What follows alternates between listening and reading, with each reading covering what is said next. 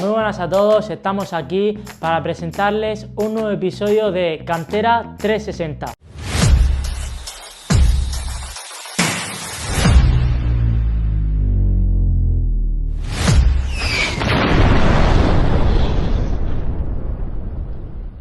En el día de hoy vamos a hablar del tema de los entrenadores de fútbol.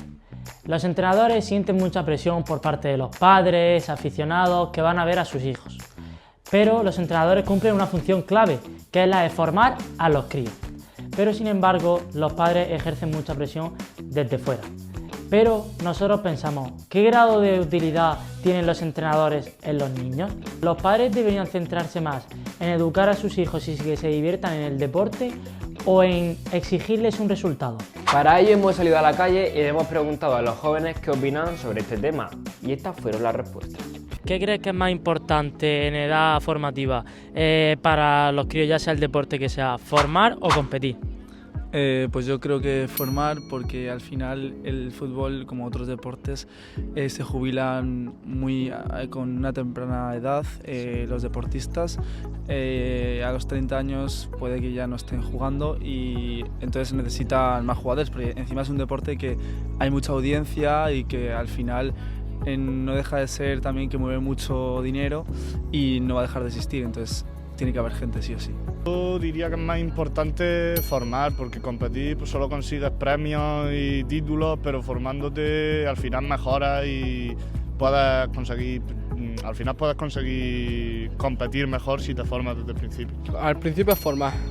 La competencia llegará más etapas juveniles, cadetes. Etapas más grandes. Al principio es más formar para no tener luego problemas. Con los críos, que todos jueguen lo mismo, que no haya problemas con los padres. Claro. Que entiendan que al final, si al momento de que estás formando vas a jugar lo mismo, pero si luego al momento de competir en juvenil no te da el nivel, sabes que vas a jugar un poco menos. Sí, pero que tengas tus años, que claro, hayas jugado... tengas tú siempre tu formación. Formar, sin duda. Yo es que soy muy partidario de que tienes que seguir tu proceso independientemente de mirar al otro. O sea que mientras que tú... Cada uno tiene su ritmo. Totalmente. Que todos participen. Tirar alto y tú por tu lado y los demás por el suyo. ¿Qué grado de importancia crees que tiene un entrenador en edad base, en niños menores de edad? Pues tiene que tener mucha importancia porque los niños son como esponjas, están absorbiendo todo desde que nacen hasta que cumplen 12 años casi, y al final todo lo que para ellos un entrenador es como su padre, y todo lo que dice el entrenador muchas veces pues va a misa, ¿no? Y creo que tiene que ser importante, y además tiene que tener una cierta habilidad ahí de educación, ya sea de primaria o secundaria, infantil, porque creo que hay que tener un trato muy diferente aparte del deportivo. Pues yo creo que el entrenador es bastante importante, porque aunque falte un jugador del equipo, ya se va el equipo a tomar por culo. Sin el entrenador los jugadores no se coordinan y es como si no son un equipo, son jugadores sin carácter. Es el nexo entre ellos, ¿no? Exacto. Digamos. Pues mucha, porque la repercusión que tiene un entrenador sobre un jugador es muy elevada, debido a que el comportamiento del jugador se basa en la actitud del entrenador. Si la actitud del entrenador es muy mala, porque el jugador va a tener un comportamiento irrespetuoso o odioso. Pues bastante alta, la verdad, porque eso ayuda a que adquieran conductas y adquieran comportamientos que va a ser beneficioso luego para su futuro. ¿Crees que un entrenador de fútbol base marca más su habilidad en el terreno de juego a la hora de conseguir puntos, o depende más del talento de los jugadores? Yo creo que depende de cómo una al equipo, de cómo una al equipo a la hora de explicar, de enseñarles cómo trabajar en equipo al final. Lo principal es que el entrenador sea bueno, pero no en el sentido de que sepa entrenar o sepa de fútbol, ya es que sepa tratar a los jugadores y sepa como más o menos dirigir su equipo, estar con los jugadores y meterse en su mundo, porque si tú no entiendes a tu jugador si le pasa algo, tú no puedes ser al final buen entrenador. Al final esto es lo que marca la diferencia entre un buen entrenador y lo que no es un buen entrenador. Entonces, ¿crees que una buena cualidad de un entrenador, sobre todo en el fútbol base, es tener empatía, ¿no? Empatía y sobre todo entender los problemas, porque tú, por ejemplo, si tienes un futbolista que tenga algún problema con, yo qué sé, con algo personal, no sabemos el qué, entiende que ese jugador no va a estar a lo mejor al 100% y tú no vas a poder pedirle lo que tú quieres exigirle. Por eso lo principal yo creo que es tener empatía con un jugador y tal. O sea, es importante eso, aparte de que ya sepas manejarte en el tema fútbol y todo eso, pero tratar a tus jugadores bien y entenderlos es lo importante. Yo creo que de las dos cosas. Al final un jugador, cuando es crío, algunos se ven ya de que han nacido que son, de que van a ser máquinas, pero luego el entrenador es muy importante. Claro, yo estoy de acuerdo. Yo pienso que puede influir ambas partes. Vale, y la segunda pregunta es si creéis que los entrenadores tienen mucha presión por parte de los padres. Yo que sí. Sí, porque he jugado a fútbol de siempre y tengo un sobrino jugando a fútbol y cuando voy a verlo a veces me pongo malo porque los padres, tanto de un equipo como otro, son peores que los críos. Sí, yo pienso que sí, que muchas veces influye bastante el tema de la presión de los padres hacia los entrenadores, más que nada porque quieren como dar más presión para que jueguen mejor. Los padres yo creo que a veces son los culpables de todo lo que pasa en los equipos porque no entienden lo que es ser entrenador, no saben lo que es estar en el campo de fútbol y creen que los hijos van a ser lo que ellos han proyectado en ellos, que tienen que ser los mejores, y un crío para mí yo creo que tiene que ir a su ritmo. De nada sirve que tú le digas a tu hijo, tienes que llegar, yo qué sé, si estás jugando en el Cieza, por ejemplo, tienes que llegar al Albacete por cojones. No, tienes que llegar donde el crío llegue y donde tenga sus limitaciones. Por eso es verdad que los entrenadores a veces no rinden y prefieren que los padres no entren en el juego de sus decisiones. De si saco a tu hijo porque es malo, si saco a tu hijo porque es bueno, no. Los críos tienen que jugar todos. Si los críos no... Los padres no tienen que entrometerse en lo que es la dinámica del equipo, pero para nada. Vale, entonces ¿crees que, por ejemplo, en unos benjamines, en unos alevines, los jugadores, da igual que uno sea mejor que el otro, todos, por ejemplo, deberían jugar sus 5 minutillos? Por supuesto, vamos a ver, al final los equipos tienen sus cuotas, todos los padres han pagado y es normal que a veces, pues, yo qué sé, a lo mejor el entrenador tenga que tener alguna decisión de si saco a este crío o no, pero todos tienen que jugar, aunque sean 5 minutos, y ya ves tú, si es básicamente saber la ilusión de los críos por jugar. Los críos ya tienen ilusión por saber jugar al fútbol y estar en un equipo. ¿Qué os parecieron las respuestas? La verdad que a nosotros brillantes, pero por si fuera poco, para satisfacer a nuestra audiencia 360, hemos tenido la oportunidad de entrevistar a un ex entrenador del Lorca. Y aquí os dejamos la entrevista. No os la perdáis porque es increíble. Muy buenas, estamos aquí con Antonio Salas Mateo, un estudiante de la Universidad de Murcia, el cual ejerció durante 1 año y medio como segundo entrenador del Fútbol Club Lorca en la categoría Benjamines. Bueno, cuéntanos, ¿cómo surgió la idea esa de pasar de ser jugador a ser segundo entrenador? ¿Cómo te propusieron esa idea o cómo tú diste ese paso adelante? Pues yo estaba jugando en el Lorca y mi entrenador me dijo que, como en ese momento era el segundo capitán del equipo, que si tenía tiempo para poder desempeñar ser el segundo entrenador en el equipo de benjamines. Y yo pues en ese momento estaba desocupado y dije, pues es una buena idea para mejorar y aprender bastante sobre cómo gestionar un equipo, entrenar jugadores, y lo acepté. Porque eso, si no me equivoco, fue durante la etapa de bachiller, mientras que estaba en Lorca viviendo y tal. Sí. O sea, que también era una manera de despejarte, aprender también. Claro, en ese momento estaba con los estudios, pero por las tardes no tenía nada que hacer y pues a mí siempre me ha gustado el fútbol y como llevo jugando desde pequeño, pues un momento en el que me ofrecieron ese trabajo y como siempre me ha gustado, pues decidí aceptarlo. ¿Y no te fue difícil compaginar el tema de los estudios, bachillerato, ya que son unos años muy complicados con entrenar a los niños? Pues al principio tuve que pensármelo bastante para ver cómo podía compaginarlo, pero como en ese momento estaba en primero de bachiller y no es tan importante como segundo, pues sí que podía presentarme a los entrenamientos y además como mi papel era de segundo entrenador, cuando necesitaba un tiempo para estudiar, el entrenador principal lo comprendía y me dejaba algunos días libres para poder estudiar y poder así sacar buenas notas y sacarme el curso.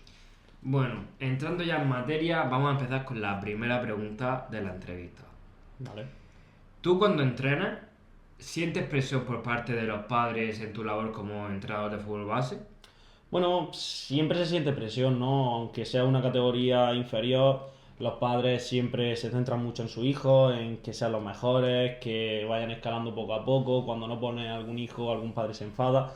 Pero bueno, es algo que tienes que gestionar y hablarlo siempre con los padres, con educación y hablando todo el mundo se entiende, ¿no?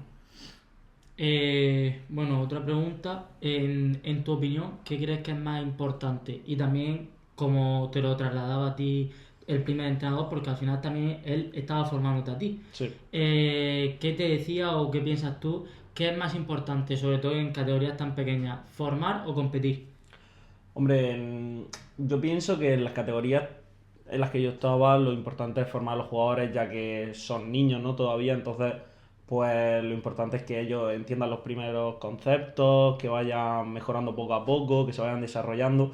Por lo tanto, competir no es tan importante porque a pesar de que un niño pueda no ser tan bueno en benjamines, si tiene un buen desarrollo y no tiene solamente metido en la cabeza competir y competir, sino también mejorar como persona, mejorar en el campo, entender que todo un equipo, pues podemos llegar a la meta que es al fin y al cabo ganar, pero disfrutando. Claro, pero ahí entra un factor que es muy complicado a la hora de gestionar esas cosas, que son el tema de los padres.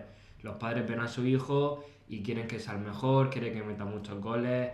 De hecho, incluso a veces con el árbitro le dicen muchísimos insultos en el partido porque a lo mejor le han dado una patada a su hijo sin querer jugando un partido y ya pues la lían un poco. Entonces, eso a la hora de un entrenador, ¿cómo lo gestiona sobre todo el tema de los padres que no incidan tanto en la Bueno, eso se intenta controlar lo máximo posible, pero al fin y al cabo los padres siempre van a jugar por sus hijos, ¿no? Solamente van a velar por ellos.